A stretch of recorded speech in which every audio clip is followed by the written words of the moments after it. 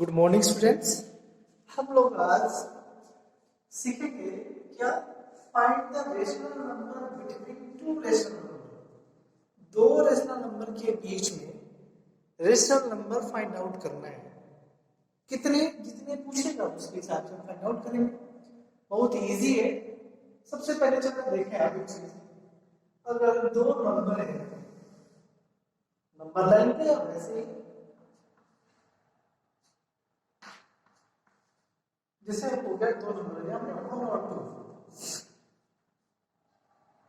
ये हो गया 3, एक और नंबर 4 और नंबर 5। ठीक है, अब मैं पूछूं आपसे नंबर सिंपल, ये आपका नेचुरल नंबर बोल सकते हैं, इंटीजर बोल सकते हैं। ठीक है,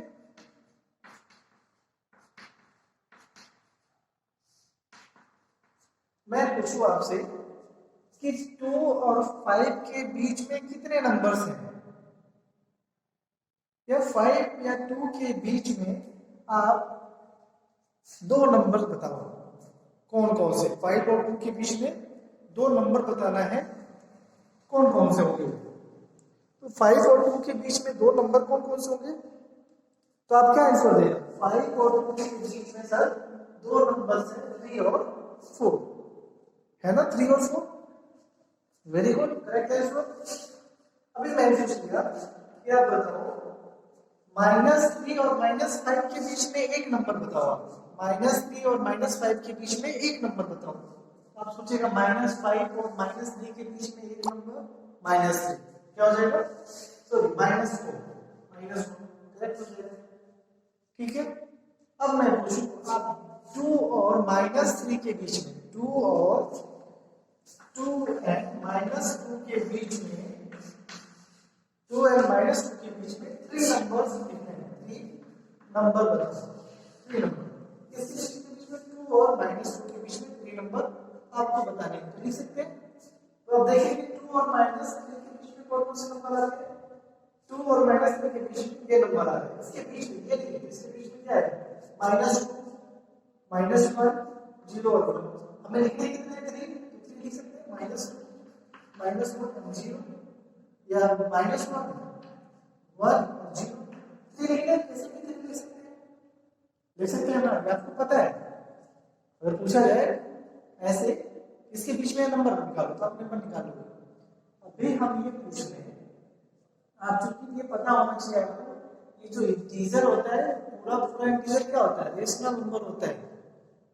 कल बताया था all integers are rational number. ये इंटीजर जो है ये हमारा रेशनल नंबर है। तो कोई भी दो अगर हम नंबर लेते हैं तो रेशनल नंबर के बीच में हमें रेशनल नंबर फाइंड आउट करना है। ठीक है, अब मैं पूछूं कि आप 0, चलो 0 छोड़ते हैं, मैं पूछूं 1 और 3 के बीच में, इसके बीच में 1 और 3 के बीच में आप दो नंबर बताओ।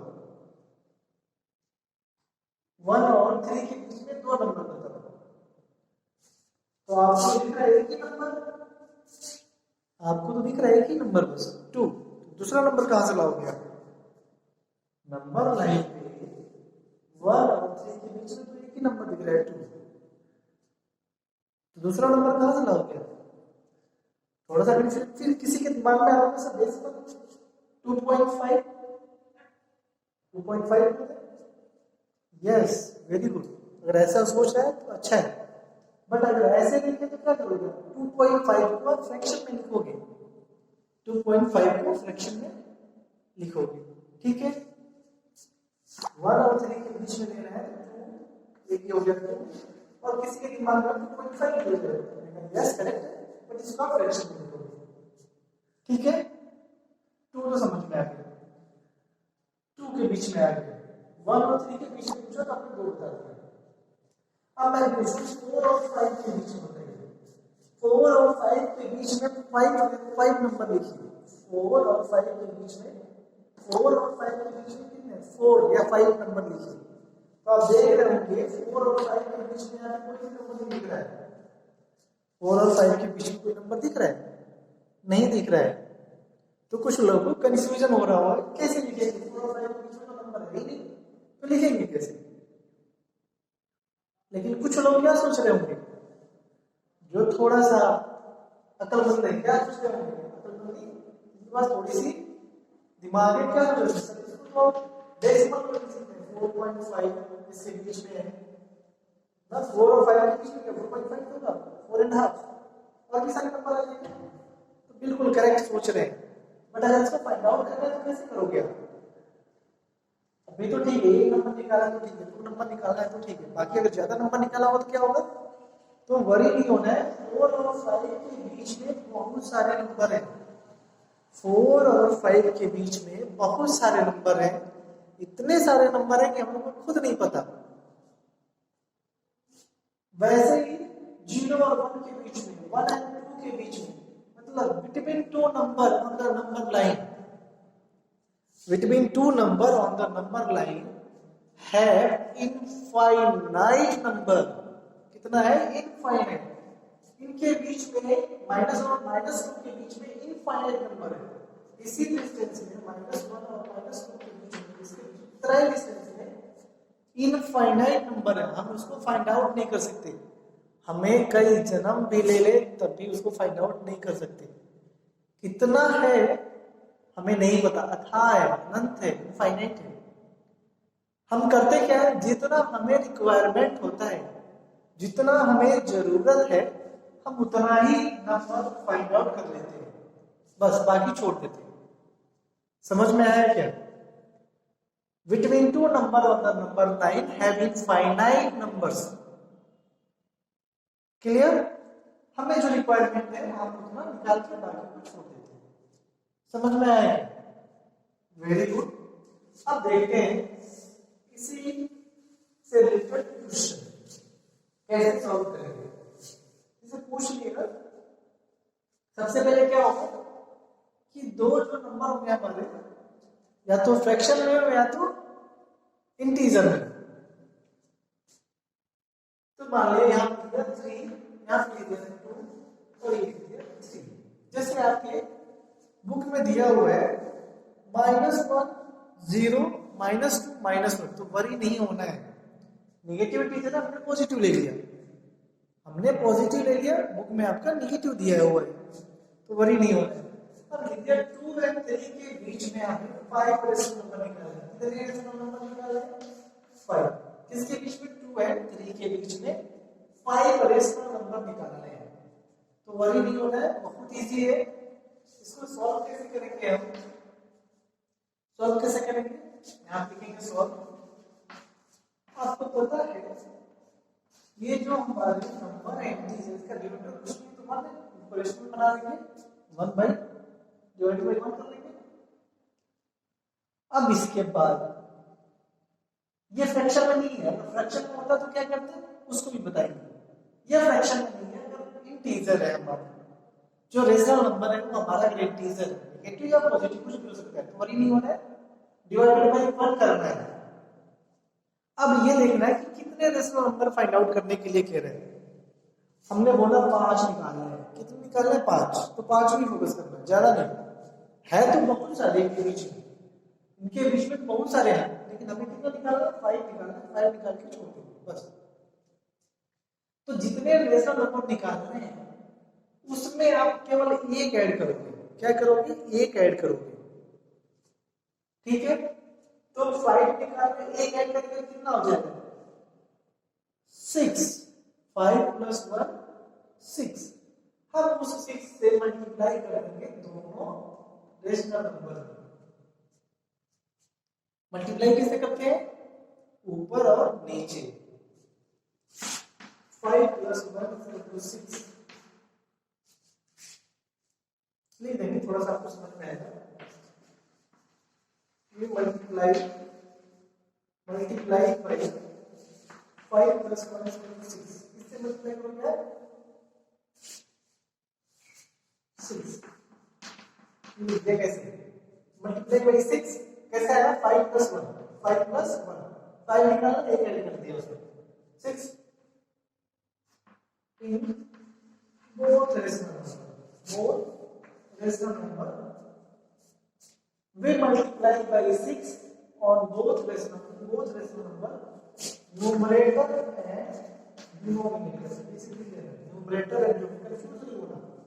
न्यूमरेटर में मल्टीप्लाई करोगे डिनोमिनेटर में, इसमें भी न्यूमरेटर में, इसमें भी डिनोमिनेटर में। क्लियर?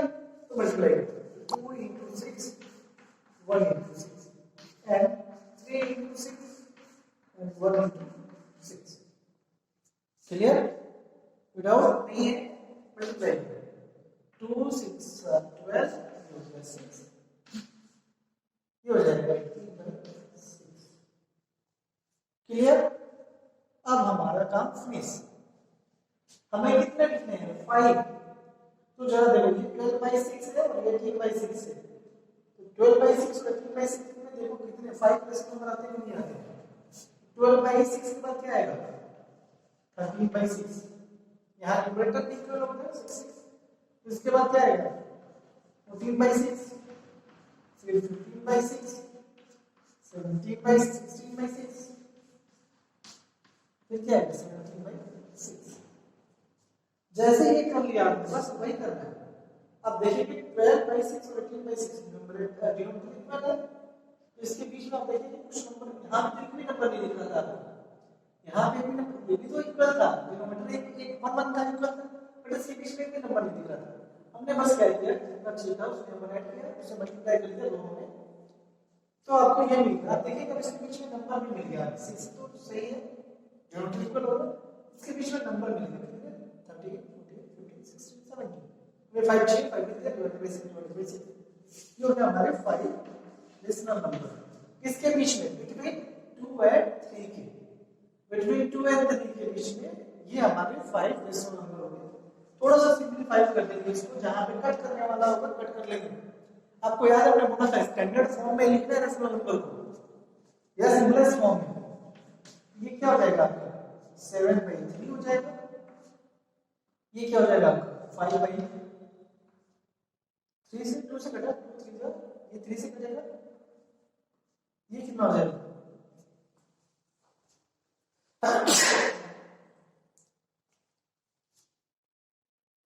ये कितना हो जाएगा? 8/3 हो जाएगा और ये कितना हो जाएगा? 7/6 हो जाएगा। अगर आप ऐसे लिखते हैं तो गलत नहीं होगा, ये रहने देते हैं तो गलत नहीं होगा, बट आप सिंपलेस्ट फॉर्म में लिखेंगे तो ज्यादा अच्छा होगा। पहले से लिखेंगे सिंपलेस्ट फॉर्म में कर देंगे, ये हमारा आंसर हो जाएगा। ठीक है? कब? जब ये हमारा इंटीजर हो, नेगेटिव हो या पॉजिटिव। वैसे हम एक देखते हैं नेगेटिव इंटीजर ले लेते हैं, -1 और 0 में भी वैसे ही कंफ्यूज नहीं होना है। -1 0 देखते हैं, -1 0 बाकी आप इसको पार्ट कर लेना, -1 एंड 0 पे जल्दी से कर देते हैं, आप ऐसे करना। तो जरा इसका क्या लेते हैं हम 5 चाहिए, 5 से मल्टीप्लाई कर देते हैं, है ना? ये कितना हो जाएगा? -5/5 और ये कितना हो जाएगा? 0/5 माइनस, अब देखो ये इक्वल हो गया। अब -5 और 0 के बीच में 5 का नंबर लिखो, चलो -5 और 0 के बीच में, तो -5 इधर होता है, 0 यहाँ होता है, इसके बीच में क्या हो जाएगा? -4 -2 -1 फिर 0 आता है यहाँ पे -1 बीच में लिखना है, क्या हो जाएगा? बता 5 ये हमारा 0 एंड -1 के बीच में या -1 और 0 के बीच में ये 5 डेसिमल नंबर हो गया। समझ में आ रहा है क्या? अब ये हमारा हो गया। कब? जब ये हमारा इंटीजर है। सपोज अगर फ्रैक्शन आ गया तो क्या करोगे? सपोज फ्रैक्शन आ गया तो क्या करोगे?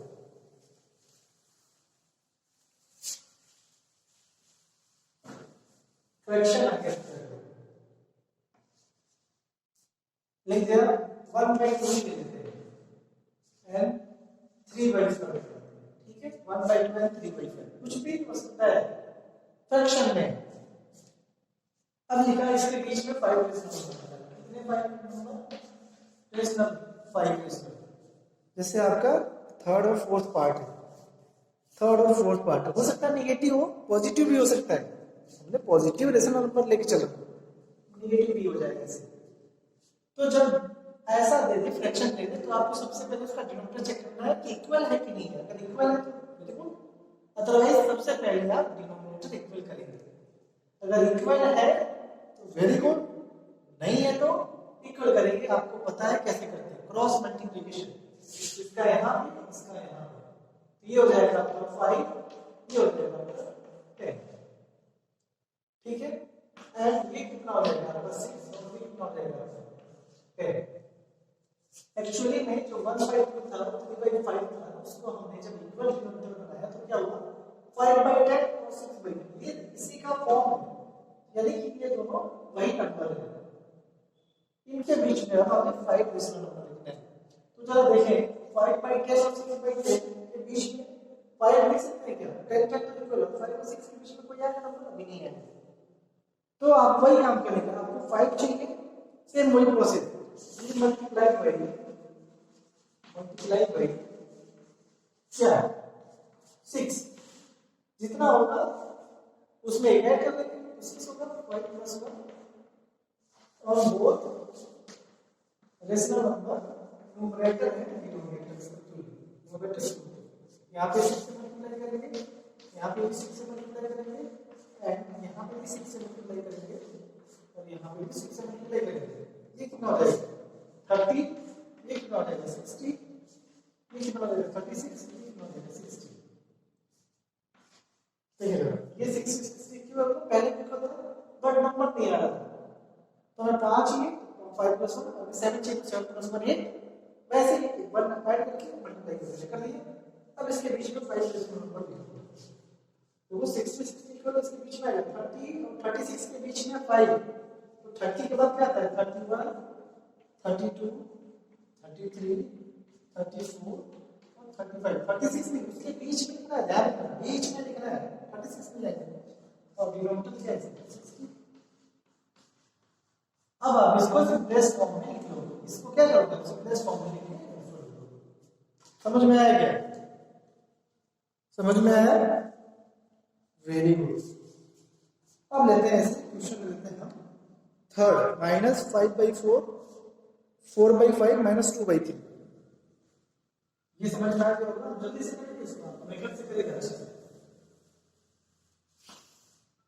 थर्ड है -4/5 एंड -4/5 एंड -2/3। थर्ड -4/5 एंड -2/3, ठीक है। 5 निकालना है तो देखो डबल इक्वल नहीं है, इक्वल करने का क्या हो जाएगा, ये माइनस में हो जाएगा, ये 50 हो जाएगा, ये माइनस में हो जाएगा और ये क्या हो जाएगा 50 हो जाएगा। निकलेगा नहीं, चाहिए हमें नहीं निकल पाएगा इनके बीच में, हमें क्या करेंगे 6 से मल्टीप्लाई कर देंगे, -12 × 6 15 × 6 -10 × 6। हम जल्दी जल्दी कर रहे हैं, मेथड से करेंगे, ये कितना हो जाएगा -17 15 × 6 90, ये क्या हो जाएगा आपका -60 के बाद 90। अब इसके बीच में 5 लिखना है, देखो -60 और -72 के बीच में, इससे आगे मत बढ़ जाना, -73 -74 इसके बीच में, तो इससे कैसे होगा हो जाएगा 71 70, घटेगा तभी तो इसके पास आएगा, या इसको पहले कर ले 60 61 62 70 -7 69 -68 कितना चाहिए 5 ना -67 5 90।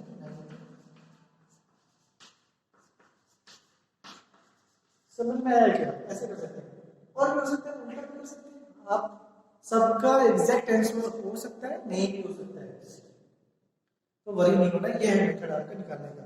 अब आप क्वेश्चन नंबर 2 क्वेश्चन नंबर 3 यानी कि पूरा एक्सरसाइज बोले तो पूरा चैप्टर आप कर सकते हो, हमने सारी चीजें बता दी हैं।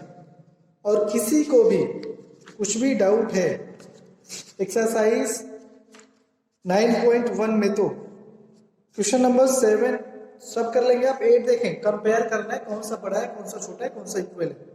तो आपको फ्रैक्शन एंड डेसिमल में पढ़ाया है आपने, दो फ्रैक्शन को कंपेयर करना, तो आपको अच्छे से आता है, वहां से कर लेना है। सेम वही है, रेशनल नंबर है, बस कुछ भी नहीं करना है, सेम वही मेथड है। Question number 10 ascending in arranging arrange in ascending and descending order, तो ये भी आपको फ्रैक्शन डेसिमल में पढ़ाया है, सेम वही मेथड है, कोई भी डिफरेंट नहीं है, सेम वही मेथड आपको यूज करना है। एक्सरसाइज 9.2 एक्सरसाइज 9.2 एक्सरसाइज 9.1 और 9.2 ये आप करोगे, आपका होमवर्क है, आप कंप्लीट कर लोगे। फ्रैक्शन डेसिमल पढ़ा है आपने, सब वही मेथड यूज करना है, कुछ भी अलग नहीं है। तो इस हिसाब से देखेंगे तो आपका ये चैप्टर क्या हो जाएगा, फिनिश हो जाएगा। ये चैप्टर हमारा लेसन नंबर फिनिश हो गया। इसमें एक क्वेश्चन है, क्वेश्चन नंबर 5, जरा देखें, इसको थोड़ा सॉल्व करते हैं क्योंकि कुछ लोगों को थोड़ा सा डाउट आ रहा होगा। क्वेश्चन नंबर 5, तो हम इसको फिनिश करने के बाद ये पूरा चैप्टर आपका फिनिश हो जाएगा और आप को नेक्स्ट चैप्टर पढ़ाया जाएगा जो आप बताएंगे। ठीक है, चलो क्वेश्चन नंबर 5 देखते हैं। क्वेश्चन नंबर 5 9.1 का एक्सरसाइज 9.1 के क्वेश्चन नंबर 5 देखिए जरा। ये हमारा नंबर लाइन है, ठीक है, ये बीच में 0 दिया है, ये है 1, ये है 1, ये है 2, ये है 3 और ये है 4। 2 और 3 के बीच में 3 पार्ट कर दिया है, A P Q, ये है P A Q, ये है P। इधर 1, इधर -2, -3, -2, -1 और -2 के बीच में भी 3 पार्ट्स है, R और S। ठीक है, यहाँ पे पूछ रहा है टी आर, मतलब ये इक्वल है, ये T है, ये क्या है आपका U, ये दिया है, ये आपस में इक्वल है, इधर ये सब आपस में इक्वल है, तो इक्वल होगा। इसका वैल्यू बताना है, RS का वैल्यू बताना है, P और Q का वैल्यू बताना है।